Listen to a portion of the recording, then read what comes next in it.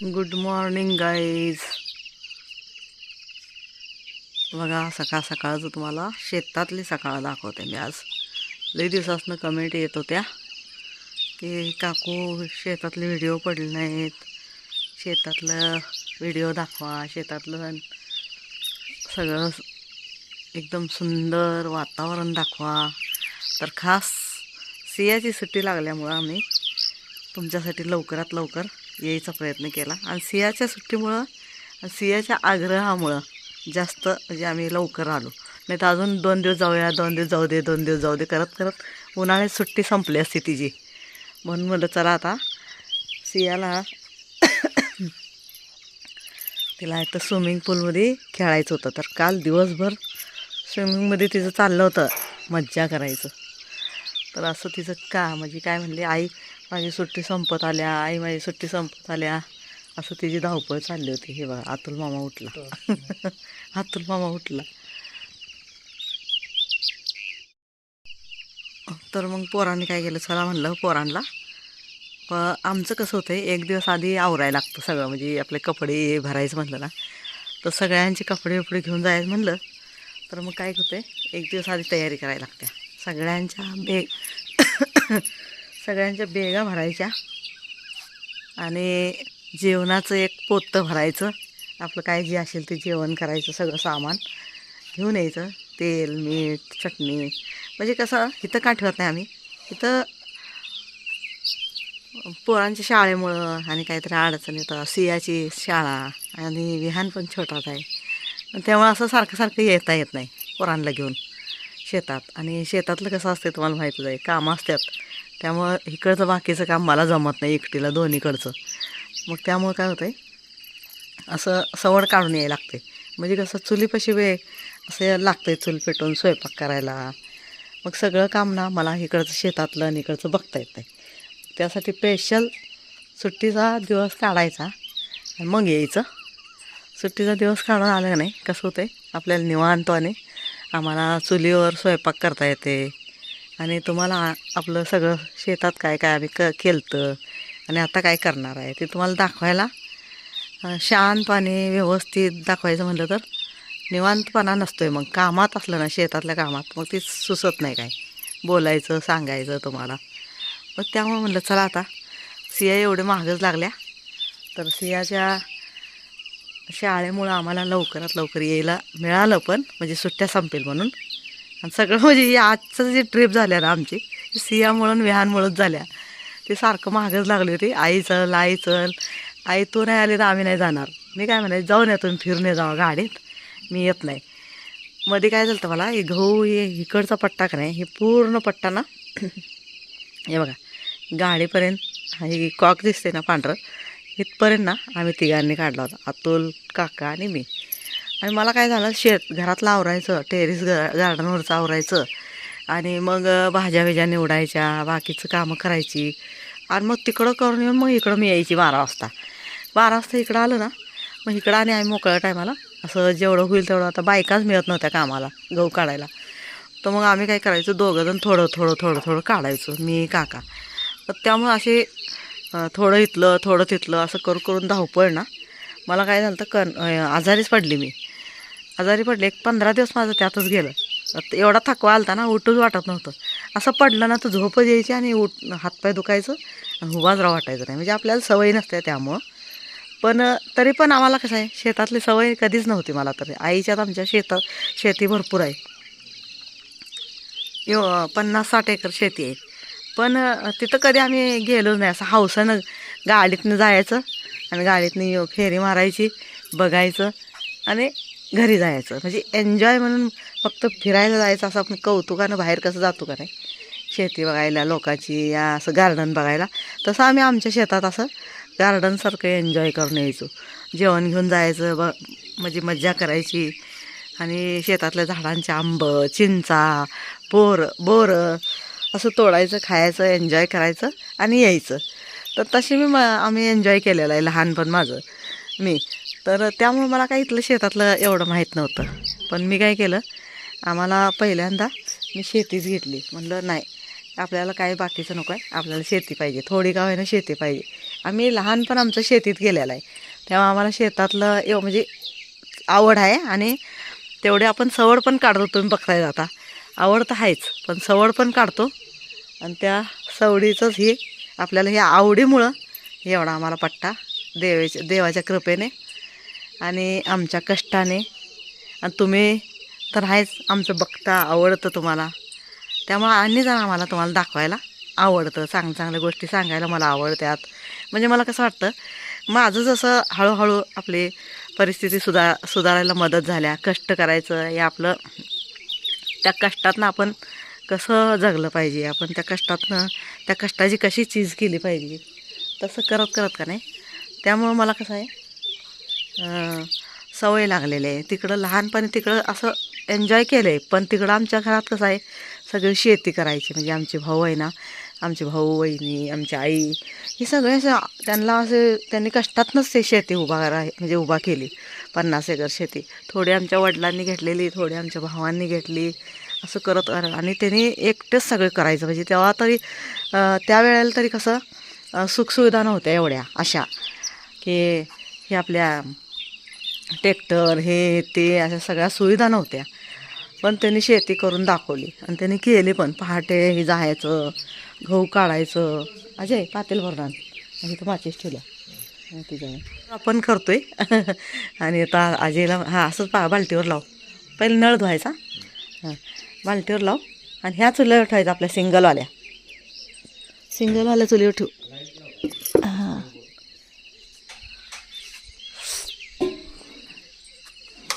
हे बघा किती उजेड झाला. मग आम्ही काय केलं आहे मला सांगते. हे बघा, ही इकडं अशी लाईट लावून घेतल्या मागच्या साईडला, आणि इकडं पण लावून घेतल्या.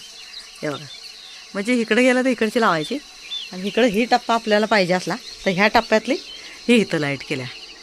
तर असं हां, बटन हे काय आहे तिथं, ते काय बटन आहे, त्या दरवाजाशी ती बटन आहे. तिकडं त्या दरवाजाचं बाहेर नाही ठेवलं आम्ही, पावसाळ्यात म्हणलं नको वल्लो, आतल्या आत लावलं, आतनं बाहेर आल्या बंद केलं.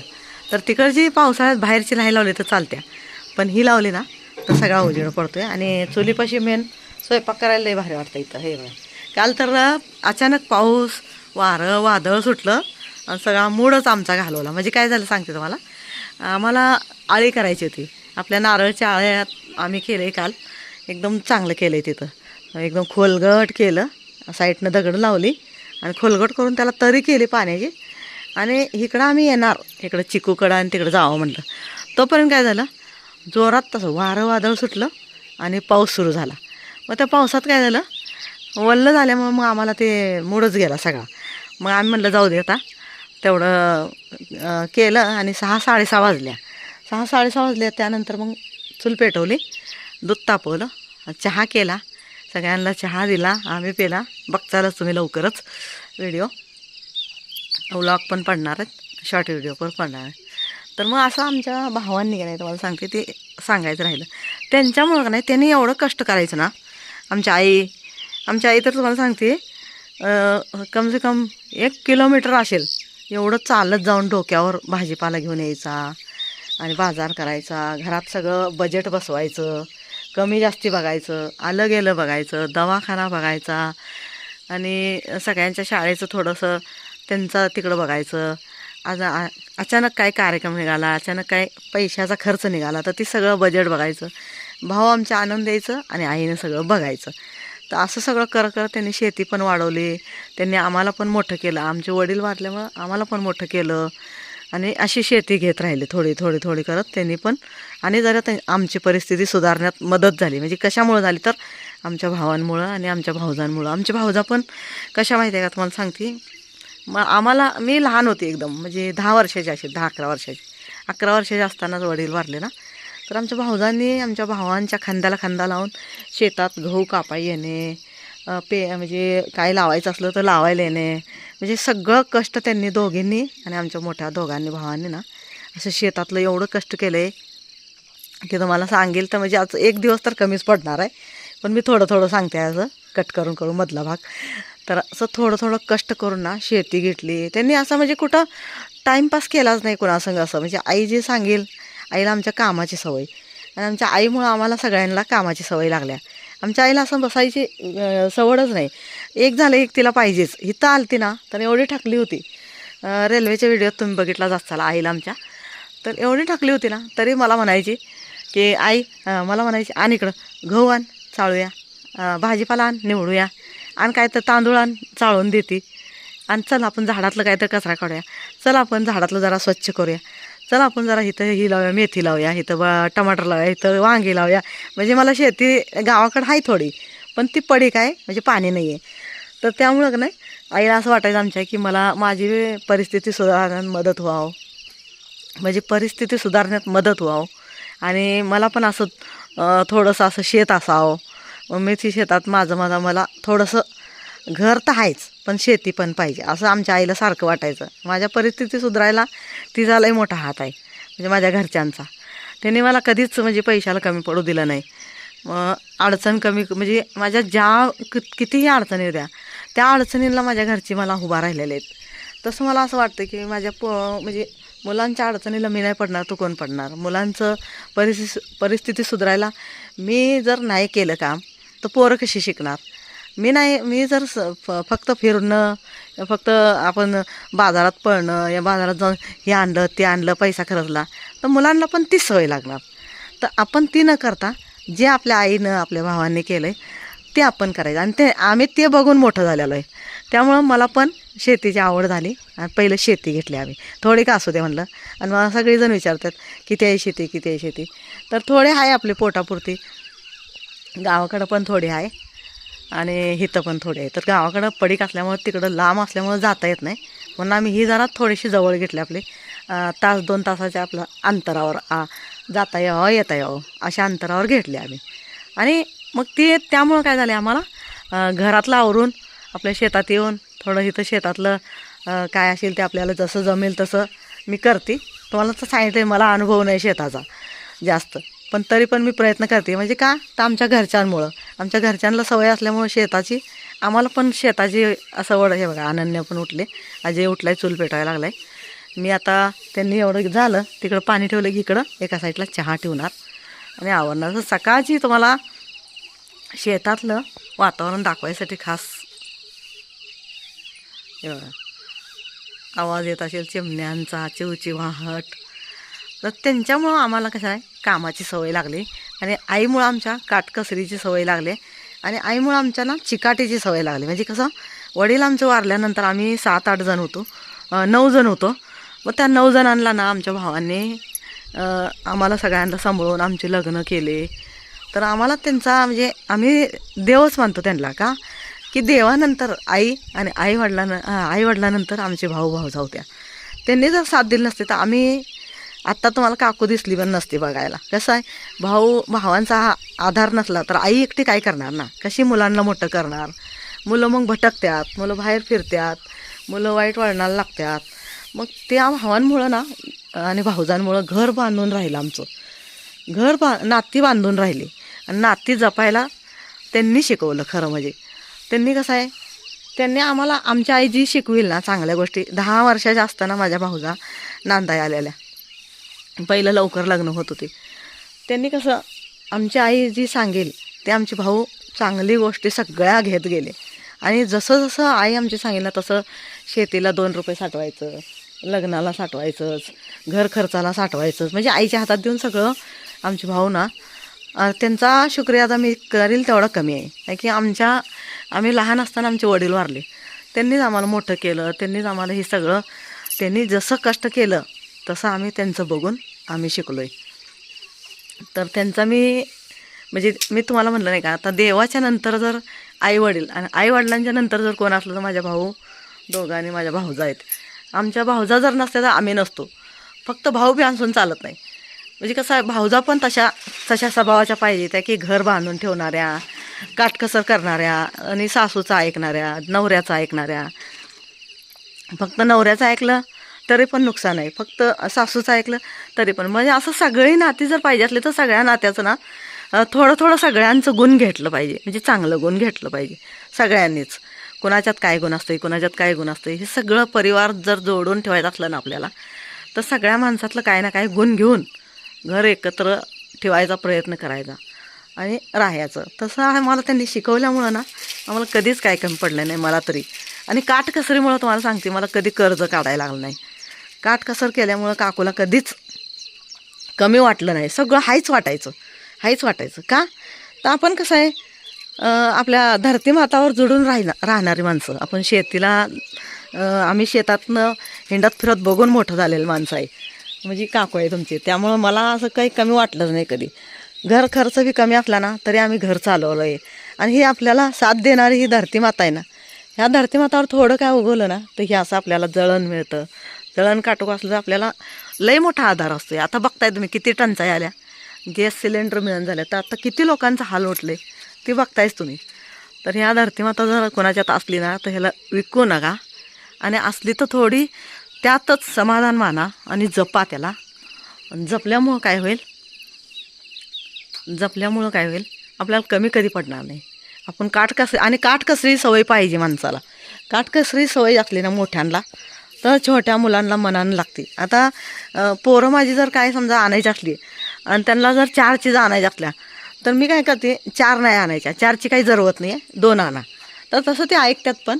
आणि ते 2 म्हणजे 4 वस्तू जर पाहिजे असली तर ते 2 वस्तू आणतात दोघंजण. 4 आणत नाही. चला नको, ही जरूरत नाही ना आपल्याला तर ही वस्तू आपल्याला पाहिजे नाही, 2च आणूया. 2ची गरज आहे, 2च आणायचं, 4 आणायचं नाही. तर असे लहान मुलांना जर आपण शिकवत गेलो ना लहानपणापासून तर ते मुलांना आपण काटकसरी सवय लागते. आता ही जळण काटोक म्हणते का नाही मी, हे बघा इथं साठवले. इथं पण आम्ही आलो की स्वच्छ करताना सगळं साठवून ह्याचं नारळाचं पालापाचोळा सगळा काढल्याला असं एका साईडला ठेवतो आणि आले की चूल पेटवतो. तर आम्हाला कशी काटकसरी मला सवय लागल्या इथं गरिबी असल्यामुळं आणि आईवडिलांच्या तर तिथं काटकसर बघितल्यामुळं.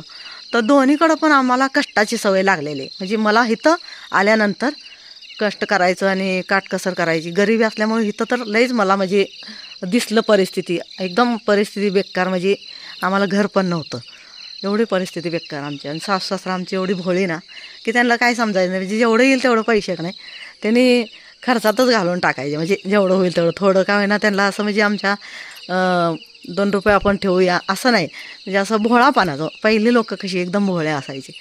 तर त्या भोळ्यापणात त्यांनी काय म्हणजे थोडी शेती होती आपली गावाकडची, त्यांनी ती जपली, त्यांनी इकली नाही. त्यांचा पण शुक्रिया अदा मी केला पाहिजे.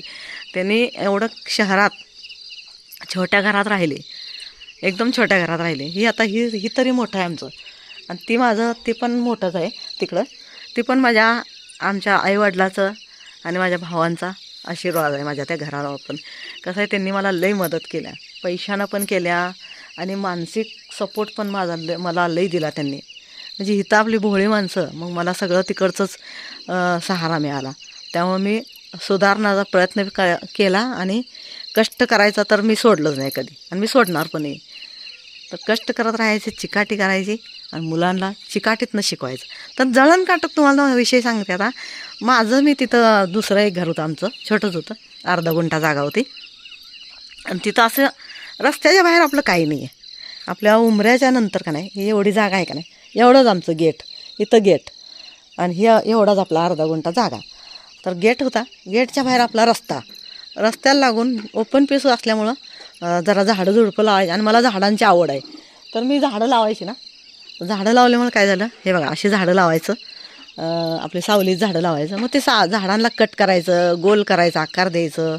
आणि मग ती जी जळण निघालेलं असायचं ना झाडं तोडल्याला, ते मी काय करायची, कट करायची. तर कट करताना माझी पोरं माझी जवळच असायची लहानपणी. आतुल, अजय, मन्नू जवळच असायची. मन्नूला घरातलं सगळं शिकवलं होतं आणि आतुल, अजयला हे असं बसलं का नाही मग झाडायचं लावायचं. मी झाडणार, ती बी झाडं लागायची. मी जळण कट केलं ते पण कट करायची. मग मी जर पेंड्या उचलून एका साईडला, आता जागाच नाही म्हटल्यावर एवढीच जागा गेटजवळ, तर त्या गेटजवळ आपण कसं ठेवायचं, मग ओपन पीस होता आणि तिथं झाड लावायचं ना आम्ही. तर त्या झाडात असं गोल काट्यानं मी असं करून घेतलं होतं आपलं कंपाऊंडसारखं. आणि त्यात आम्ही एका साईडला ती जळण काटोक तोडल्याला गोळा करून ठेवायचो. आणि त्या अर्ध्या गुंठ्यात तिथंच एका साईडला चूल, एका साईडला नळ, एका साईडला बाथरूम आणि एका साईडला कोपऱ्याला टॉयलेट. तर असं सगळं करून काय पुढचा जे परिसर होता तिथं फाटक आणि इकडे एका साईडला पाणी आणि चूल असं करून ठेवलं होतं. तिथं पण तिथं पण चूल मी कधी सोडली नव्हती. म्हणजे 13 वर्षात मी लग्न करून आल्या, पण तिथं पण माझी चूल काटल्या. म्हणजे आम्हाला ते लहानपणी आमच्या आईचं बघितलं ना, पाणी तापवलेलं चुलीवरच सगळं जेवण वण करायचो आम्ही सगळं. तर ते मला आवड होती आणि ती मी बघत गेली, तसं मी त्यांचं काही सोडलंच नाही. त्यांनी जी काय करेल ना कामात, ते सगळ्या गोष्टी मी घेतल्या. 13 वर्षात लग्न करून आल्यानंतर मला पण इथं गरिबी होती, तर मला ती जी सवय होती ना, ती माझ्या आईवडिलांची, माझ्या भावांची, भाऊजांची बघितलेली, ते मला काटकसरीची माझ्या शरीरातच रुजलं म्हणलं तर चालेल. माझ्या दिमागमध्ये ते भरून घेतल्या मी सगळ्या गोष्टी चांगल्या. आणि मी ते तुम्हाला सांगायचा प्रयत्न करते की तुम्ही काटकसर करा आणि कर्जमुक्त राहा. कसं आहे, आपल्याला कर्ज झालं ना, कोण देत नाही आपल्याला, कोण म्हणजे कोण नाही. कितीही चांगले नातेवाईक असू द्या, कितीही घरातली हे असू द्या, आपल्याला आपलं संकटातनं बाहेर पडायची शक्ती पाहिजे, आपल्या अंगात ताकद पाहिजे. तर त्या ताकदला कसं आणायचं, काटकसर करून. लहानपणापासून मुलांना आपण जी काटकसर करू, आपण आता एक समजा बुटाचं उदाहरण देते, साधं चप्पलचं उदाहरण देते. एक जर जोड चप्पल असली आणि एक जोड बुटा असली, तर आपण एक्स्ट्रा तिसरा जोड आणायच्या भानगडीत पडायचं नाही. तिथनंच उदाहरण, एखादा कपड्याचा जोड जादा असला तर आपण त्या अजून जरा दोन चार जोड आणतो, तर ती अजिबात आणायचं नाही. म्हणजे असं छोट्या छोट्या गोष्टीतनं. आता बाजारात गेलो, तर बाजारात गेल्यानंतर पण आपण काय करतो, प्लास्टिकची भांडी आण, मग प्लास्टिकचा सगळा भंगार गोळा करून ठेवतो आपण, थोडं थोडं थोडं. अरे हे चांगलं आहे घ्या, अरे हे चांगलं घ्या, असं करत करत आपण काय करतो, पैशाचा नाश करतो आणि लक्ष्मीला आपण दूर पळवत असतो. त्या लक्ष्मीला जर थोडं थोडं इकडं मुलांचं, इकडं मुलांच्या शिक्षणाचं, इकडं थोडंसं अडचण आली, काय आलं दवाखान्याचं, तर त्याला जर थोडंसं, आणि घर खर्च थोडा, काय आपला कुठं जायचं असलं, अचानक काय कार्यक्रमाला अचानक कुठं जायचं असलं तर त्याचा थोडासा खर्च. तर असं ना, तुम्ही छोटी छोटी गल्लं करून छोटं छोटं आपलं सहारा, एक 500 असू द्या, 200 असू द्या, 1000 असू द्या, जशी ज्याचं पगार आहे त्या हिसाबनं जर तुम्ही साठवत गेला ना, तर तुम्हाला कधी कमी पडणार नाही. आणि काटकसर ही डोक्यात ठेवायची. काटकसर डोक्यात ठेवली की माणसाला कर्ज कधीच होणार नाही. कितीही माणसाला अडचण येऊ द्या, उपाशी कधी मरणार नाही, हे लक्षात ठेवायचं. आणि काकू आता ठेवते. सकाळचं वातावरण तुम्हाला दाखवलं, थोडंसं जीवनातलं, आणि अजून तुम्हाला अडचणी काय काय आल्या त्या पण मी तर सांगितल्याच नाही. त्या अजून तुम्हाला अडचणी काय आल्या ना, त्या मी तुम्हाला अजून सांगितलं नाही. त्या मला किती अडचणी आल्या, मला कुणी साथ नाही दिली, मला कुणी सपोर्ट नाही केला. पण माझ्या बुद्धीनं ना आणि माझ्या घरच्यांच्या कष्टामुळं मला म्हणजे असं त्यांच्या कष्टामुळं आणि त्यांच्या काटकसरीमुळं ना मी शिकली होती सगळं.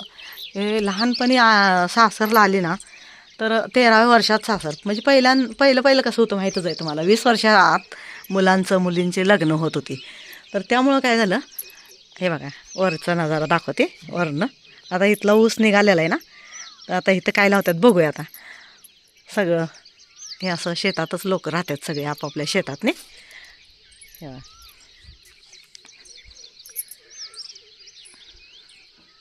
हे बघा,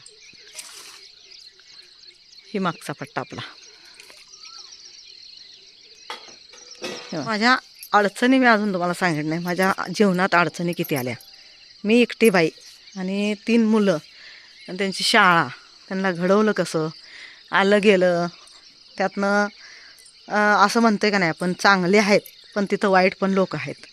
तर वाईट लोकांनी पण मला इतका त्रास दिलेला आहे ना, तुम्हाला काय सांगायचं. मला राहत्या घरात पण राहू दिलं नाही. आमची जी परिस्थिती, गरीब परिस्थिती, आणि आम्हाला कशी सवय, कोणाला आपल्याला काय बोलायचं नाही आणि कोणाचं बोलून घ्यायचं नाही. शांत आपल्या आपल्या कामात राहायचं. ना आपल्याला कोणाच्यात वाकून बघायचं जरवत, ना आपल्याला कोणाची पंचायत करायचं नाही.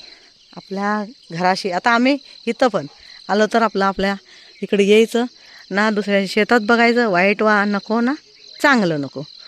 जर चांगलं घ्यायचं असलं तर त्यांचं कष्ट घ्यायचं. त्यांचं चांगलं म्हणजे त्यांना पीक लई आलं आहे, त्यांना पैसे लई झालं आहे, असला विषय अजिबात काढायचा नाही. मला आवडतच नाही ते. पैसे कोणाचं जादा, अरे त्यांच्या कष्टानं आले, आपण का जाळायचं. त्यांच्या कष्टाचं, त्यांच्या मेहनतीचं ते फळ असतंय. आपल्याला एकही आपल्या डोक्यात असा विचार नाही आला पाहिजे, वाईट विचार नाही आला पाहिजे दुसऱ्याबद्दल, वाईट विचार नाही आला पाहिजे. हे स्विमिंग पूल सिंहानं काल ना दिवसभर आंघोळ केल्या त्यात. तर आज पण राहू दे म्हटलं, हे टाकायचं आणि नवीन पाणी लावायचं.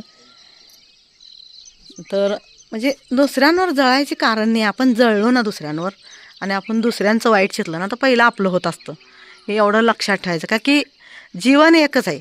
जीवन एक असल्यामुळे तुम्हाला सांगते की आपल्याला कसं आहे, जीवन एक आहे पण कसं आहे त्या जीवनात आपल्याला अंधकार नाही करायचा. आपल्या जीवनात अंधकार पाहिजेच नाही. कसं आहे, आपल्या जीवनात जर आपण अंधकार केला तर आपलं जीवन, आपलं घरच्यांचं जीवन उद्ध्वस्त करतो आपण. वाईट विचार आपल्या डोक्यात आलंच नाही पाहिजे. नारळाचं वर्ण दाखवतो मला. हे बघा किती छान केले. पाणी काय होत होतं, घातलं ना सगळं असं खाली उतारलं जात होतं आणि झाडात पाणी राहत नव्हतं. आणि मग काका यायचं एकटं. पर काका कसं गवत काढ, काकाचं पण चालू असते हे काढ ते काढ, आणि म्हणजे असं कचरा काढून स्वच्छ करायचं आमचं काम चालू असते आलं की. तर आता गहू काढल्यास ना शेताला काय बघितलं नाही आम्ही. हे बघा सगळं आता माती खालची वरची खाली करून पलटी करून जरा ताप. काका काय म्हणतात मक्का लावायचं. म्हटलं बघू आता मक्का लावला तर त्या फवारणी लय लागते आणि काय काय होते बघूया आता. लावल्यानंतर तुम्हाला बघायला मिळेलच. तर कधी दुसऱ्याच्या म्हणजे अमिरीवर, दुसऱ्याच्या श्रीमंतीवर जळायचं नाही. आपण गरीब आहे ना तर असू दे, गरीब आहे म्हणून काय आपण पाप नाही केलं धर्तीवर येऊन.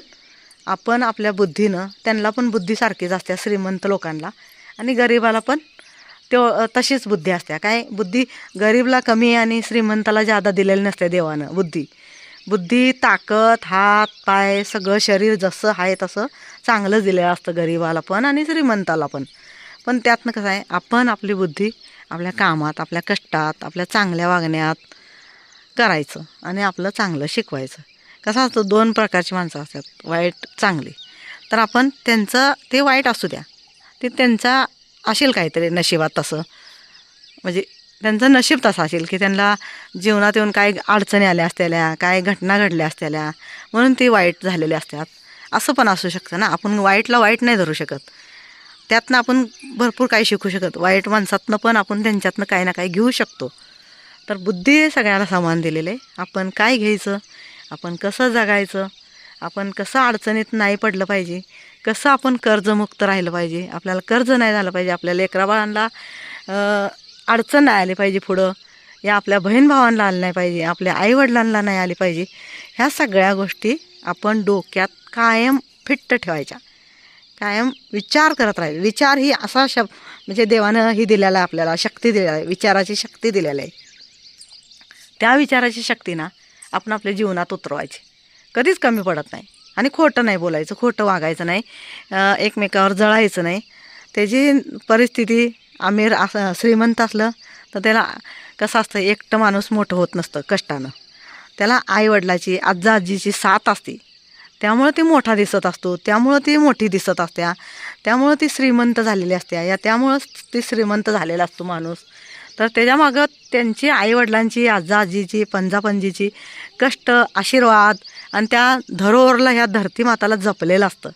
त्यामुळे त्यांची श्रीमंती दिसत असते. म्हणून त्या श्रीमंतीला जपायचं असतं आणि जगायचं असतं. तर आपण हे विचार करून ना व्यवस्थित राहायचा प्रयत्न करत जावा. मला एवढंच वाटतं की काकूला असं वाटतं, माझं मन दुखतं, मला गरीब बघितलं ना माणूस, या अडचण बघितलं ना माझं मन दुखत असतं. मी काय करते, मी माझ्या परिस्थितीवरनं तुम्हाला सांगायचा प्रयत्न करते. श्रीमंत घरातनं आलेली मी, इथं मला घर पण नव्हतं, मी त्यातनं कशी राहिली अजून तुम्हाला भरपूर गोष्टी सांगेल मी. माझं मन दुखतं आहे असं बोलताना, पण मला असं वाटतं की तुम्ही पण चांगलं राहावं, कर्जमुक्त राहावं, तुम्हाला पण कधी अडचणी यावं नाही त्या. तर त्या विचारानं तुम्ही पण चांगलं राहत जावा. आणि काकूची एवढीच विनंती आहे, मला सिया उठली आता, चला आता चहा ठेवूया मस्तपैकी.